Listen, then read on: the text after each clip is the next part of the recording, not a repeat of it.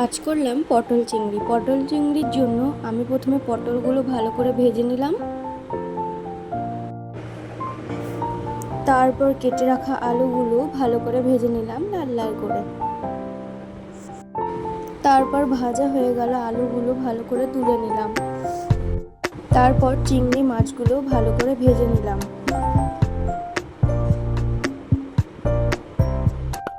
কুচিয়ে রাখা পেঁয়াজগুলো তেলের মধ্যে দিয়ে ভালো করে ভেজে দিলাম। এখানে আমি তেজপাতাও দিয়েছিলাম, তোমরা চাইলে নাও দিতে পারো, আবার দিতেও পারো। তারপরে টমেটোও দিয়ে দিলাম। তারপর আদা রসুন পেস্টও দিয়ে দিলাম। তারপর দিয়ে দিলাম জিরে গুঁড়ো, ধনে গুঁড়ো আর লঙ্কার গুঁড়ো দিয়ে ভালো করে নেড়ে চেড়ে নিতে হবে। তারপর পরিমাণ মতো লবণ দিয়ে দিলাম। তারপর আমি একটু দইও এখানে দিয়ে দিয়েছিলাম, দিয়ে ভালো করে নেড়ে চেড়ে নিলাম।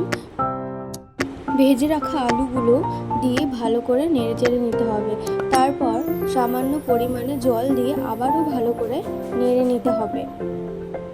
ভালো করে নাড়াচাড়ার পর পটলগুলো দিয়ে আবারও ভালো করে নেড়ে চেড়ে নিতে হবে। তারপর ভেজে রাখা চিংড়িগুলো ভালো করে দিয়ে নেড়ে চেড়ে নিতে হবে। ভালো করে নাড়াচাড়ার পর সামান্য পরিমাণে জল দিয়ে আবারও ভালো করে নেড়ে নিতে হবে।